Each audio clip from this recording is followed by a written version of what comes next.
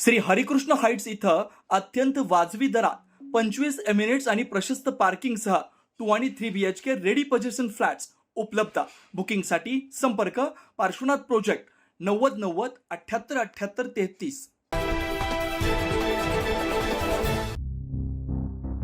नाशिक शहरातील सातपूर कॉलनी परिसरात अत्यंत हृदयद्रावक आणि मनसुन्न करणारी घटना घडली आहे. सातपूर कॉलनीतील कामगार कल्याण मंडळाच्या जवळच असलेल्या एका जुन्या आणि जीर्ण अवस्थेतील घराची भिंत अचानक कोसळल्यानं एका चिमुकल्याचा दुर्दैवी मृत्यू झालाय. मोहम्मद होरेज खान असं या मृत चिमुकल्याचं नाव असून ही घटना काल सायंकाळच्या सुमारास घडली. परिसरातील मिळालेल्या माहितीनुसार संबंधित घर अनेक दिवसांपासून धोकादायक अवस्थेत होतं, मात्र याकडे दुर्लक्ष झाल्याचा आरोप स्थानिक नागरिकांकडून करण्यात येतोय.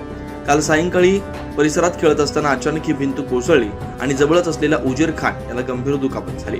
घटनेनंतर परिसरातील नागरिकांनी तात्काळ धाव घेत जखमी अवस्थेतील चिमुकल्याला रुग्णालयात दाखल केलं, मात्र उपचार सुरू असतानाच डॉक्टरांनी त्याला मृत घोषित केलं. या घटनेमुळे सातपूर कॉलनी परिसरात शोककळा पसरली.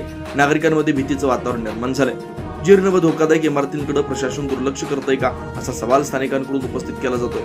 दरम्यान या प्रकरणी सातपूर पोलीस ठाण्यात नोंद करण्यात आली असून पुढील तपास सुरू आहे. नाशिक शहरात वाढत्या शहरीकरणासोबत सुरक्षिततेचे प्रश्नही गंभीर होत चाललेत.